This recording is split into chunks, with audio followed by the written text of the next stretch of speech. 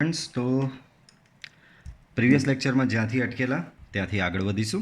बराबर આપણે કોઈક ઉદાહરણ અમુક ઉદાહરણ ગણેલા બે મેથડથી મેં તમને ગણાવેલા, એક કાટકોણ ત્રિકોણની મેથડ અને બીજી સૂત્રની મેથડ. બરાબર, એ આપણે ઉદાહરણ ગણેલા હતા. એ સિવાય અગાઉ હવે આ ઉદાહરણ જોઈને તમને એટલા ઇઝી લાગશે બિકોઝ આની તમે એટલી પ્રેક્ટિસ કરી લીધી છે ઓલરેડી કે હવે આ ઉદાહરણ તમને બહુ જ સિમ્પલ લાગશે.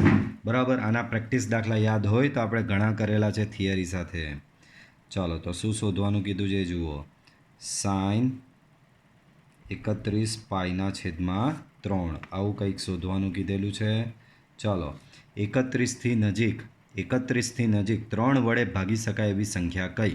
31થી નજીક 3 વડે ભાગી શકાય એવી સંખ્યા તો કે 30. તો 30 પાઈ લખવાનું, પણ મારે તો 31 જોઈએ છે તો પ્લસ પાઈ બાય 3. બરાબર, હવે છેદ સેપરેટ કરી નાખીએ આનો. તો 30 પાઈના છેદમાં 3 30 પાઈના છેદમાં 3 કરો તો એ થશે તમારો 10 પાઈ, અને આ 3 આના છેદમાં આપશો એટલે એ થશે પાઈ બાય 3. બરાબર, એ શું થશે બાળકો? Pi by 3. બરાબર, ચાલો હવે 10 પાઈ બાળકો 10 પાઈ જે ખૂણો છે તમારો એ 10 પાઈ ખૂણો એ એક્સ એક્સિસ પર આવેલો કે વાય એક્સિસ પર આવેલો? તો કે આ રહ્યો 10 પાઈ ખૂણો તમારો એક્સ એક્સિસ પર આવેલો છે. તો એક્સ એક્સિસ પર આવેલો છે એટલે તમારે ત્રિકોણમિતીય વિધેય અહીંયા બદલવાનું નહીં, એટલે કે સાઇનનું સાઇન જ રહેશે અહીંયા. બરાબર, ચાલો હવે ચરણ નક્કી કરવાનું. 10 પાઈ પ્લસ પાઈ બાય 3. તો બાળકો 10 પાઈ તમારો અહીંયા આવે છે, પ્લસ એટલે આગળ જવાનું. આગળ જાઓ એટલે પહેલું ચરણ.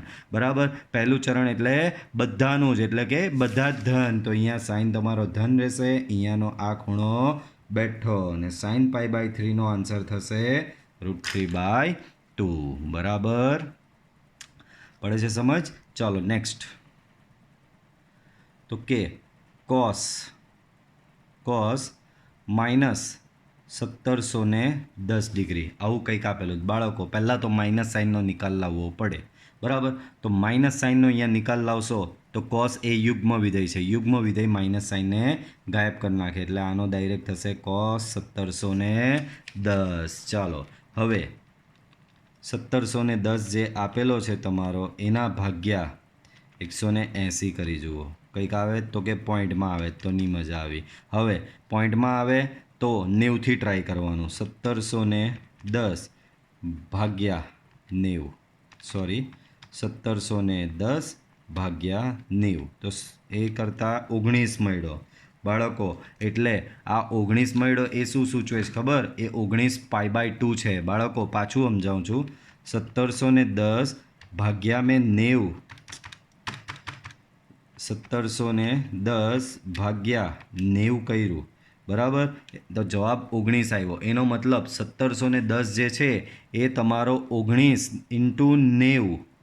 બરાબર, એટલે કે 19 પાઈ બાય 2 એવું કંઈક થશે. બરાબર, એ તમારો થશે 19 પાઈ બાય 2. તો ચાલો વેરીફાઈ કરીએ 19 પાઈ બાય 2 ક્યાં આવી શકે છે. જો અહીંયા 17 પછી 17 ને 4 અહીંયા 21 થઈ જશે. આ રહ્યો 19 પાઈ બાય 2 નીચે, એટલે કે 1710 તમારો ખૂણો અહીંયા આવે છે. બોલો 1710 ખૂણો એક્સ એક્સિસ પર આવેલો કે વાય એક્સિસ પર આવેલો?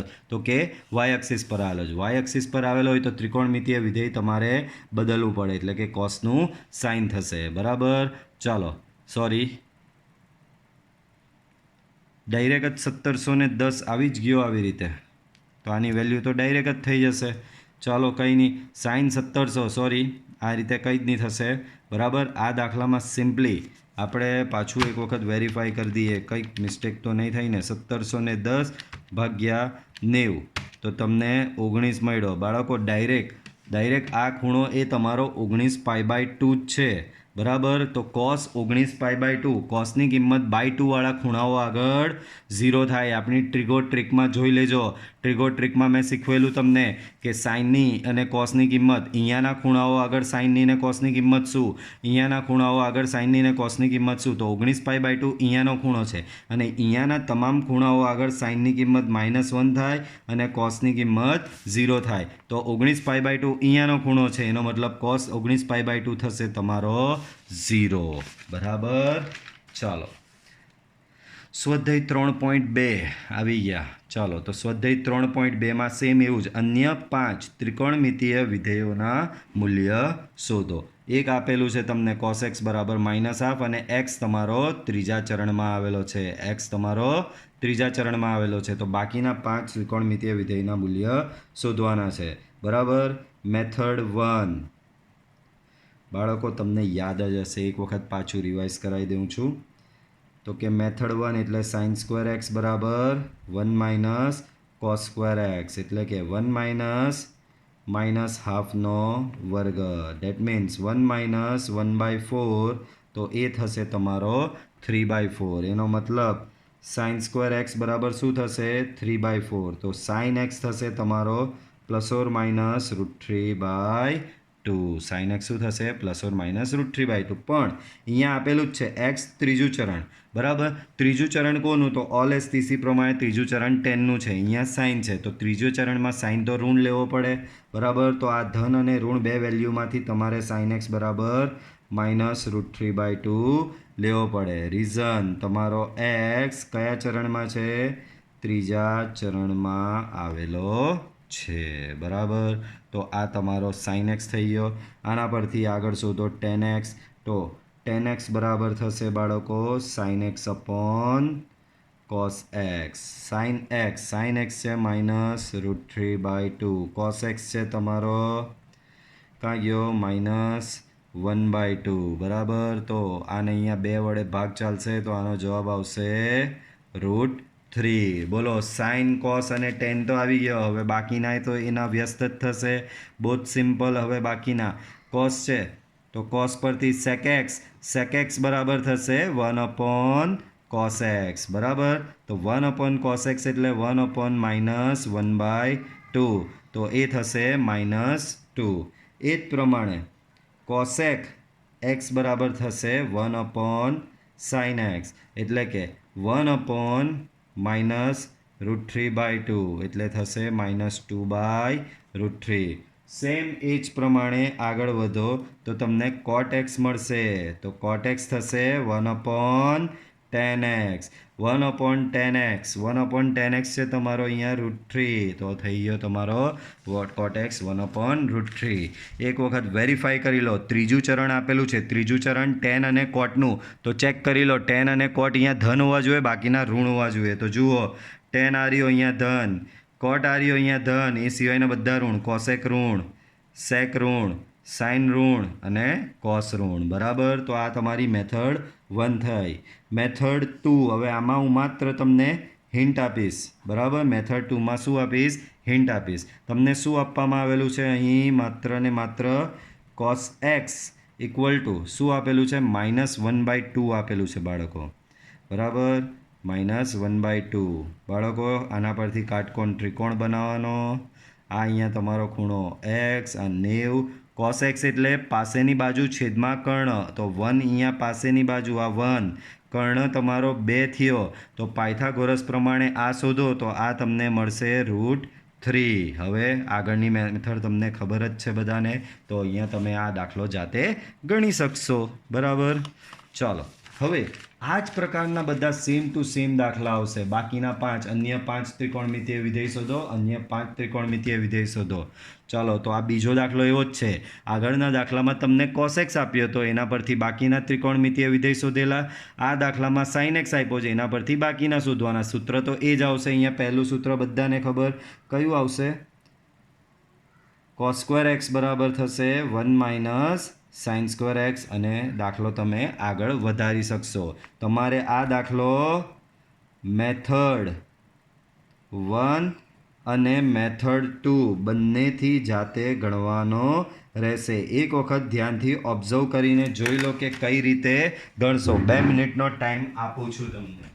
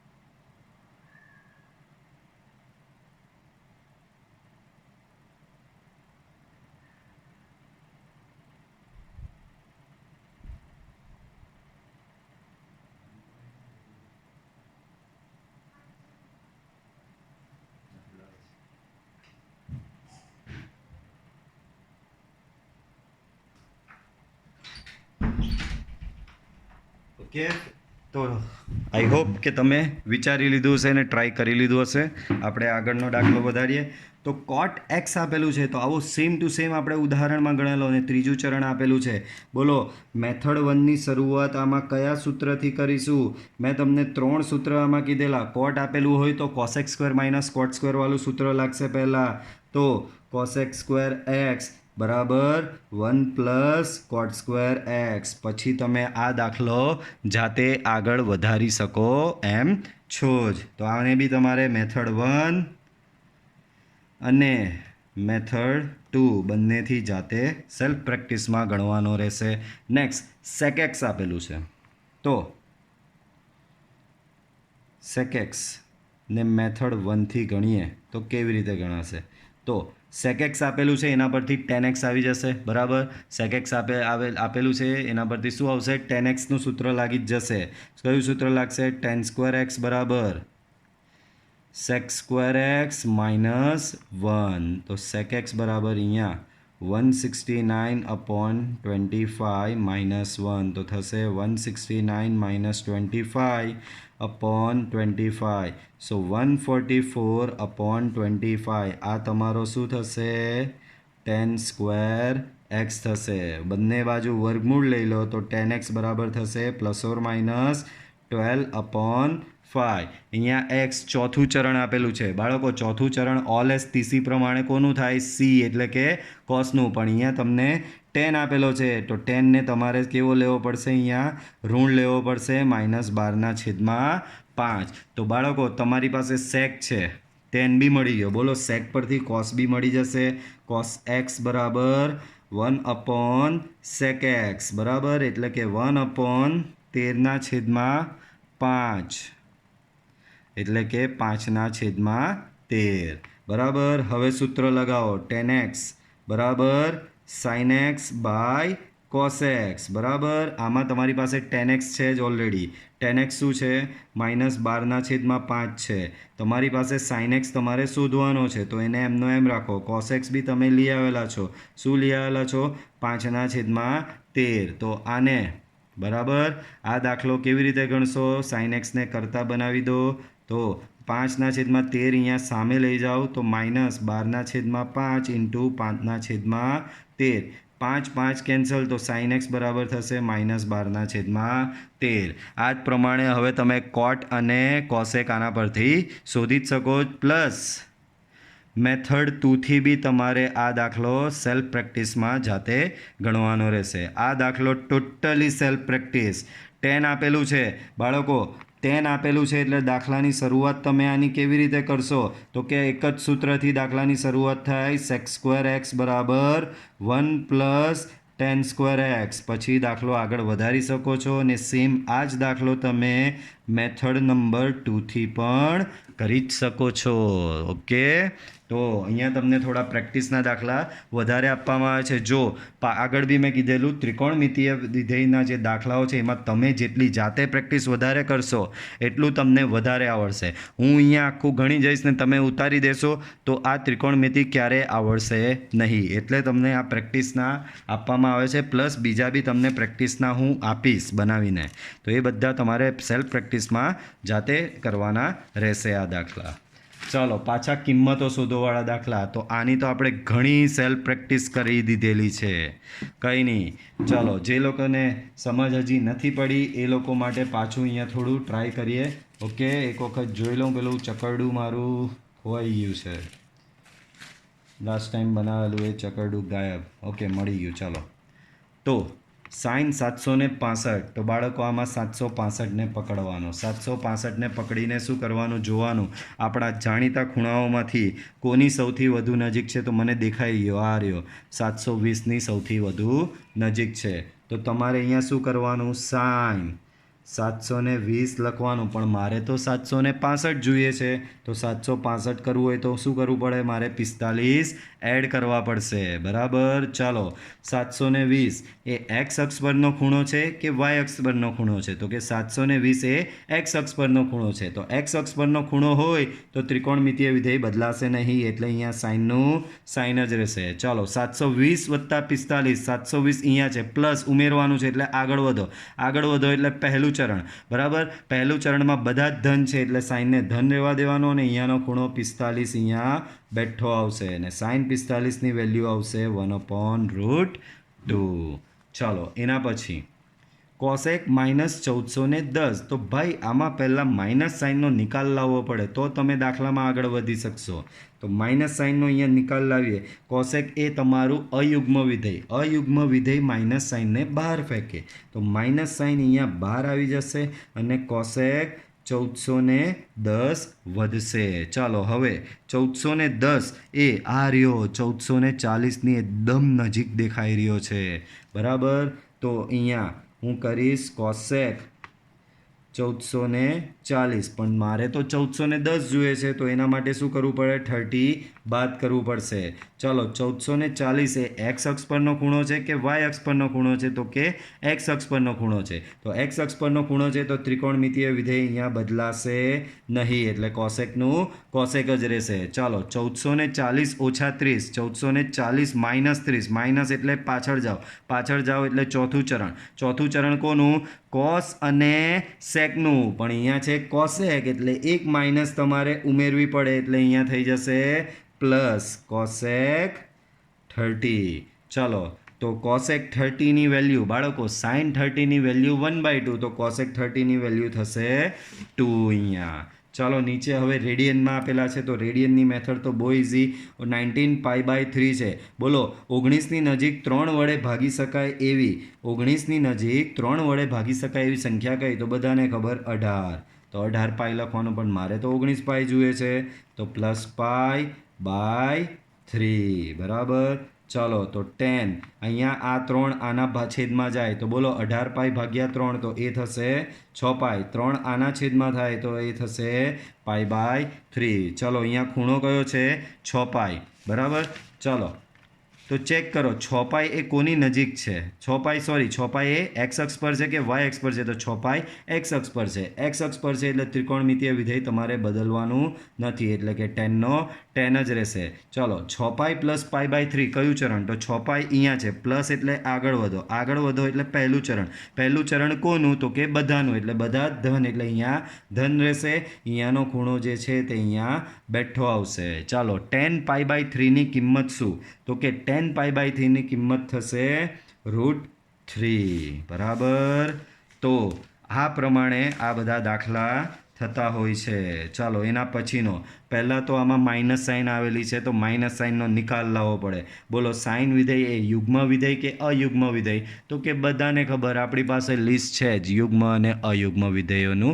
તો એના પ્રમાણે સાઇન એ તમારું અયુગ્મ વિધેય છે. અયુગ્મ વિધેય માઇનસ સાઇનને બહાર ફેંકે, માઇનસ સાઇન અહીંયા બહાર આવી જાય, એટલે તમારું અહીંયા થશે સાઇન 11π/3. આગળ વધો 11π/3, બરાબર. તો 11ની નજીક 3 વડે ભાગી શકાય એવી સંખ્યા કઈ? તો 11થી સૌથી નજીક 3 વડે ભાગી શકાય એવી સંખ્યા છે 12π, પણ મારે તો અહીંયા 11π જોઈએ છે, તો -π/3, બરાબર. ચાલો 3 અહીંયા આને આપી દો પહેલાં, તો 12π/3 એટલે એ થશે તમારો 4π -π/3. દાખલો અહીંયા આગળ કન્ટિન્યુ કરું છું. ચાલો 4π એ એક્સ અક્ષ પરનો ખૂણો કે વાય અક્ષ પરનો ખૂણો? તો 4π એક્સ અક્ષ પરનો ખૂણો, એટલે તમારું અહીંયા શું રહેશે બાળકો? સાઇનનું સાઇન જ રહેશે, ત્રિકોણમિતીય વિધેય બદલાશે નહીં. હવે ચરણ નક્કી કરો. 4π - π/3, તો આ રહ્યો 4π, માઇનસ એટલે પાછળ જાઓ એટલે ચોથું ચરણ કોનું? તો કે કોસ અને સેકનું. અહીંયા કોણ છે? તો કે સાઇન છે, તો એક માઇનસ ઉમેરાશે, એક માઇનસ ઉમેરાય એટલે પ્લસ, અને અહીંયા જે π/3 જે છે તે π/3 અહીંયા બેઠો આવશે, ને સાઇન π/3ની કિંમત બાળકો થશે √3/2. સાઇન π/3ની કિંમત શું થશે? √3/2. ચાલો નેક્સ્ટ જોઈએ. તો ભાઈ અહીંયા પાછી માઇનસ સાઇન આવી, માઇનસ સાઇનનો પહેલાં નિકાલ લાવવાનો, પછી દાખલો ગણવાનો. બોલો કોટ યુગ્મ વિધેય કે અયુગ્મ વિધેય? તો કે બધાને ખબર કોટ એ અયુગ્મ વિધેય. અયુગ્મ વિધેય શું કરે? માઇનસ સાઇનને બહાર ફેંકે, તો માઇનસ સાઇન અહીંયા બહાર ફેંકાઈ ગઈ. બચ્યું શું? 15π/4.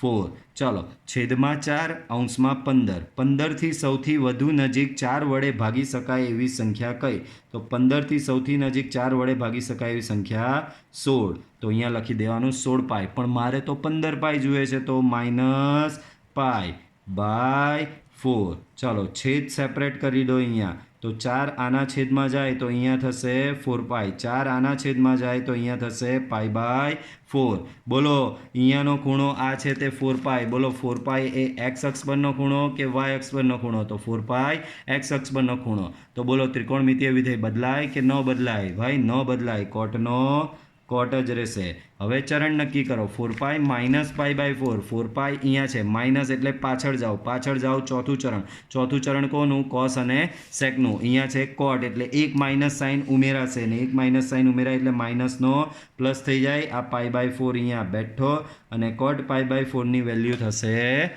1 ઓકે તો આ રીતે આ બધા દાખલા થશે આ સાથે તમારું સ્વાધ્યાય અહીંયા એન્ડ થઈ રહ્યું છે સ્વાધ્યાય તમારું એન્ડ બી થઈ ગયું એકદમ જલ્દી થિયરી તો કેટલી લેક્ચરો સુધી ચાલી બરાબર ચાલો કંઈ નહીં તો આપણે વચ્ચે પ્રેક્ટિસ દાખલા એટલા માટે જ ગણેલા છે એટલે જ આ સ્વાધ્યાય તમને હવે ઇઝી લાગે ચાલો હવે ત્રિકોણમિતીય વિધેયોના પ્રદેશ અને વિસ્તાર બાળકો વિધેયનું આપણે ભણેલા વિધેયની પાછી આ વસ્તુ મેં ઓછામાં ઓછી 10 વખત ભણાવી હશે કે એફ ફ્રોમ એ ટુ બી આપેલું હોય તો આ ગણ એ જે છે એને શું કહેવાય વિધેયનો પ્રદેશ કહેવાય આ ગણ બી જે છે એને શું કહેવાય તો કે એને વિધેયનો સહપ્રદેશ કહેવાય અહીંયા જે આ એફ આપેલું છે એ એફ એ શું છે તમારું વિધેય છે અને આ તે એક વિધેયનું અહીંયા સૂત્ર આપેલું હોય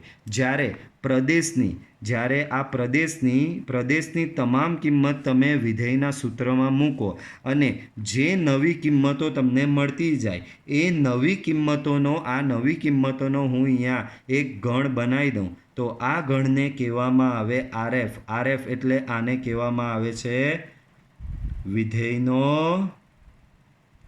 વિસ્તાર આને શું કહેવામાં આવે છે વિધેયનો વિસ્તાર બરાબર તો આ ગણ તમારો થશે વિધેયનો વિસ્તાર તો આ સાદા વિધેયની વાત થઈ બહુપદી વિધેય જોયું આપણે સમય વિધેય જોયેલું ઘાતાંકીય વિધેય જોયેલું બરાબર મહત્તમ પૂર્ણાંક વિધેય ન્યૂનતમ પૂર્ણાંક વિધેય માનાંક વિધેય તો આપણે આ બીજા ચેપ્ટરમાં આની પર ઘણું ડિસ્કસ કરેલું વિધેયનો વિસ્તાર વિધેયનો પ્રદેશ તો અત્યારે આપણે શું ભણી રહ્યા છે ત્રિવિધેયો ભણી રહ્યા છે ત્રિવિધેયો એટલે ત્રિકોણમિતીય વિધેયો એટલે પોતે બી એક વિધેયો જ છે ને આ ત્રિવિધેયો એટલે કે ત્રિકોણમિતીય વિધેયો તો એ પોતે બી શું છે એ વિધેયો જ છે ને બરાબર તો એ વિધેયનો બી કોઈક પ્રદેશ હશે એ વિધેયનો બી કોઈક સહપ્રદેશ હશે એ વિધેયનો બી કોઈ વિસ્તાર હશે તો અહીંયા આપણે 6 ત્રિકોણમિતીય વિધેય ભણેલા છીએ અને એ 6 ત્રિકોણમિતીય વિધેયના પ્રદેશ આપેલા છે અને એના વિસ્તાર તમને આપેલા છે યાદ રાખજો આ સહપ્રદેશ નથી આ શું છે બાળકો વિસ્તાર છે તો જોઈએ આ બધું યાદ રાખવાનું છે હવે તમારે તો કે પ્રદેશની બહુ ચિંતા નહીં કરવાની બધાના ઓલમોસ્ટ સેમ જેવા જ છે સાઇન વિધેય તો કે સાઇન વિધેયનો પ્રદેશ આર વાસ્તવિક સંખ્યાનો ગણ બાળકો સાઇન વિધેયમાં તમે વાસ્તવિક કોઈ બી સંખ્યા મૂકી શકો પણ એનો વિસ્તાર -1 થી +1 તમે કોસનું બી સાથે જોઈ જ લો કોસ વિધેયનો પ્રદેશ શું છે તો કોસ વિધેયનો પ્રદેશ આર છે એટલે કે વાસ્તવિક સંખ્યા છે અને કોસ વિધેયનો વિસ્તાર બી શું છે -1 થી +1 તો આ શું દર્શાવે છે તો કે ભાઈ તમને આવું આપેલું હોય એફ ઓફ એક્સ બરાબર સાઇન એક્સ અથવા તો એફ ઓફ એક્સ બરાબર કોસ એક્સ આવું આપેલું હોય તો અહીંયા એક્સ જે આપેલો છે આ એક્સની તમે આરમાંથી કોઈ બી કિંમત મૂકી શકો આરમાંથી કોઈ પણ કિંમતો તમે મૂકી શકો આ એક્સની જગ્યાએ આરની આ એક્સની જગ્યાએ પાછું બોલું જ આ એક્સની જગ્યાએ આરની કોઈ પણ કિંમતો મૂકી શકાય છે એક્સની જગ્યાએ આરની કોઈ પણ આ વિધેયનો જે વિસ્તાર હશે એ વિસ્તાર -1 થી 1 જેટલો સીમિત જ રહેશે એટલે કે કંઈ બી તમે આરમાંથી લાખ કિંમત મૂકી દો કે ભાઈ સાઇન 1 લાખ સુધી લાવો જાઓ તો આ કિંમત બી મૂકશો ને તો એનો જવાબ -1 અને +1ની વચ્ચે જ આવશે આનો મતલબ એવો થયો વિધેયનો વિસ્તાર શું આપેલો છે -1 થી +1. તો અહીંયા કોઈ બી લાખ કિંમત બી તમે લાવીને મૂકી દેશો તો એનો જવાબ તો તમારો -1 અને +1ની વચ્ચે જ આવશે. એટલે કે -1 < sin x >+1. બરાબર. સાઇનની કિંમત -1 અને +1ની વચ્ચે જ રહેશે. કંઈ બી કરો, એક્સની જગ્યાએ કોઈ બી કિંમત મૂકો, sin xનો જવાબ, એક્સની જગ્યાએ કોઈ બી કિંમત મૂકો, sin xનો જવાબ -1 થી લઈને +1 સુધીનો જ રહેશે. એક્સની જગ્યાએ કોઈ બી કિંમત મૂકો, sin xનો જવાબ -1 થી +1ની વચ્ચે જ રહેશે. એ જ પ્રમાણે કોસનો બી વિસ્તાર શું આપેલો છે તો કે -1 થી લઈને +1. તો તમારી પાસે વિધેય f(x) = cos x. એક્સની જગ્યાએ ગમે તે કિંમત મૂકશો ને તમારા કોસનો જવાબ એ -1 અને +1 સુધીનો જ સીમિત રહેશે. -1 થી લઈને +1 સુધીમાં જ cos xનો આન્સર અહીંયા તમારો આવશે. બરાબર. સમજ પડે છે બધાને બાળકો? તો આનો જવાબ હંમેશા -1 થી લઈને +1ની વચ્ચે જ આવશે. બરાબર. તો પહેલા બે વિધેયના પ્રદેશ અને વિસ્તારમાં આઈ થિંક બધાને ખબર પડી ગઈ હશે. સાઇન અને કોસ બંનેનો પ્રદેશ r અને બંનેનો વિસ્તાર -1 થી લઈને +1. Next tan. તો ટેનનો પ્રદેશ r છે જ, પણ એમાંથી બધી π/2 ની કિંમત બાદ કરી નાખી છે. આ જુઓ 2n + 1 π/2 માઇનસ શું છે ટેનનો પ્રદેશ r માઇનસ 2n + 1 π/2. ટેનનો પ્રદેશ શું છે r માઇનસ 2n + 1 π/2 છે.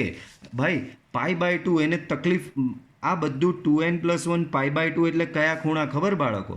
આ બધા ખૂણા π/2, 3 π/2, 5 π/2, 7 π/2, 9 π/2.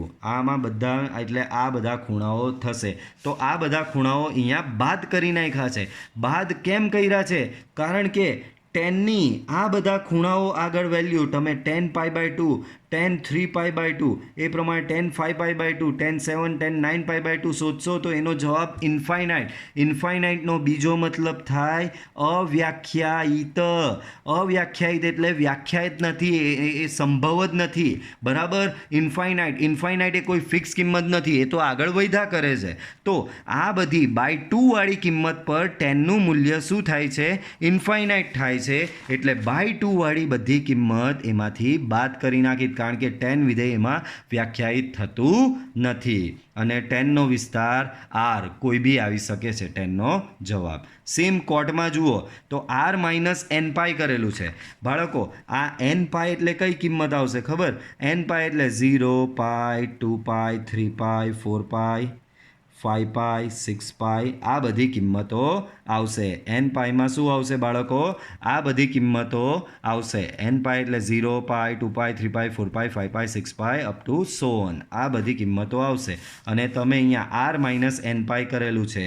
r - n π એટલે rમાંથી આ બધી કિંમતો તમે બાદ કરેલી છે. કેમ? તો કે કોટની વેલ્યુ આ બધી કિંમતો આગળ cot 0, cot π, cot 2 π, બરાબર, cot 3 π, કોટની વેલ્યુ આ બધા ખૂણાઓ આગળ થશે તમારી ઇન્ફાઇનાઇટ. ઇન્ફાઇનાઇટનો મતલબ પાછું અવ્યાખ્યાયિત. તો વિધેય તમારું અવ્યાખ્યાયિત થાય એ ચાલે નહીં. એટલે આ કિંમતો બાદ કરવામાં આવી છે. એનો વિસ્તાર બી r જ છે. એના પછી સેક વિધેયની વાત કરીએ તો સેક વિધેયની વાત જુઓ અહીંયા શું કહે છે. તો સેક વિધેયનો પ્રદેશ r - સેમ પાછો ટેન જેવો જ. તો કે કેમ? સેકનું બી એવું જ. ટેન વિધેય જ્યાં ઇન્ફાઇનાઇટ થાય છે ને બધી π/2 આગળ, આ રહ્યું બધા π/2 આગળ ટેન વિધેય શું થાય છે? ઇન્ફાઇનાઇટ. તો આ જ બધા π/2 આગળ તમારું સેક વિધેય પણ, આ જ બધા π/2 આગળ તમારું સેક વિધેય પણ શું થાય છે બાળકો? ઇન્ફાઇનાઇટ થાય છે. એટલે કે અવ્યાખ્યાયિત થાય છે. અને અવ્યાખ્યાયિત થાય એ ચાલે નહીં, એટલે એને બાદ કરી નાખ્યું છે. અને એનો વિસ્તાર r - -1 થી લઈને +1. એનો મતલબ સેકની કિંમત -1 અને +1ની વચ્ચે ક્યારેય આવતી નથી, માત્ર -1 અને +1 સિવાયની આવે છે. આનો મતલબ એક્ઝેક્ટ સમજો સંખ્યા રેખા પર. બાળકો આ આખી સંખ્યા રેખા તમે -ઇન્ફાઇનાઇટ થી લઈને +ઇન્ફાઇનાઇટ સુધી ડ્રો કરો તો આ આખી સંખ્યા રેખાને કહેવામાં આવે બાળકો r. અને એમાંથી કયો પોર્શન કાપી નાખ્યો છે, માઇનસ કર્યો છે? તો કે -1 થી લઈને +1 સુધીનો, એ બી વિવૃત એટલે મેં ખોખલું લીધું છે. તો આટલો ભાગ એમાંથી કાપી નાખવાનો છે. કેમ? આટલા જવાબ આવતા નથી, એમાં વચ્ચે 0 બી આવી જાય છે. બરાબર? તો સેક વિધેયનું મૂલ્ય કોઈ દિવસ -1 અને +1ની વચ્ચે આવતું નથી. આ રહ્યું માઇનસ એટલે જ કરેલો છે. એ જ પ્રમાણે કોસેક વિધેયનું મૂલ્ય બી કોઈ દિવસ -1 અને +1ની વચ્ચે આવતું નથી, એટલે કે એનું મૂલ્ય આખો R માઇનસ આટલો રિજિયન કાપી નાખવાનો. બરાબર? એટલામાં જ એનું મૂલ્ય આવશે. એટલે કે એનું મૂલ્ય ક્યાં તો આ ભાગમાં હોય ક્યાં તો આ ભાગમાં હોય, પણ વચ્ચેના ભાગમાં આ સેક અને કોસેકનું મૂલ્ય ક્યારેય વચ્ચેના ભાગમાં એટલે કે -1થી લઈને +1માં હશે નહીં. કોસેકનો પ્રદેશ ધ્યાનથી જોશો તો R - nπ સેમ કોટ જેવું જ કરેલું છે. તો જે રીતે કોટ બી 0 π 2 π 3 π આગળ ઇન્ફાઇનાઇટ થાય છે, એ જ પ્રમાણે તમારો કોસેક પણ તમારો 0 પાઈ ને એ બધા આગળ ઇન્ફાઇનાઇટ થાય. ઇન્ફાઇનાઇટ એટલે અવ્યાખ્યાયિત, ને અવ્યાખ્યાયિત થાય એ ચાલે નહીં, એટલે અહીંયા બાદ કરેલો છે. બરાબર? ચાલો નેક્સ્ટ છે વધતું વિધેય. વધતું વિધેય કોને કહેવાય? તો ધ્યાન આપો અહીંયા. વધતું વિધેય, તો વધતું વિધેય, જો વિધેયના પ્રદેશની કિંમત વધે તેમ વિધેયની કિંમત પણ વધે તો તે વિધેયને વધતું વિધેય કહેવાય છે. બાળકો ટૂંકી ભાષામાં આને સમજાવો તો બાળકો માની લ્યો કે f(x) બરાબર તમારું વિધેય છે x+1. હું પહેલાં xની કિંમત અહીંયા બાળકો xની કિંમત 1 લઈ આવું તો મને f(1) બરાબર 1 + 1 બરાબર 2 મળે. xની કિંમત 2 લઈ આવું તો મને f(2) બરાબર 2 + 1 બરાબર 3 મળે. xની કિંમત 3 લઈ આવું તો મને f(3) બરાબર 3 + 1 બરાબર 4 મળે. xની કિંમત 4 લઈ આવું તો મને f(4) બરાબર 4 + 1 બરાબર 5 મળે. xની કિંમત 5 લઈ આવું તો મને f(5) બરાબર 5 + 1 બરાબર 6 મળે. xની કિંમત 6 લઈ આવું તો મને f(6) બરાબર 6 + 1 બરાબર 7 મળે. બરાબર? તો અહીંયા શું છે, તમે આ વિધેય માટે શું થયું કે જેમ જેમ xની કિંમત એટલે બાળકો પ્રદેશની કિંમત, xની કિંમત તેમાં એટલે પ્રદેશની કિંમત. તો જેમ જેમ xની કિંમત વધતી ગઈ બાળકો, આ કિંમતો વધે છે 1 થી 2, 2 થી 3, 3 થી 4, 4 થી 5, 5 થી 6. તો આને શું કહેવાય? xની કિંમતો વધે છે. એ જ પ્રમાણે અહીંયા આ જવાબ પણ જુઓ વધતો જાય છે. 2 નો 3, 3 નો 4, 4 નો 5, 5 નો 6, 6 નો 7 થયો.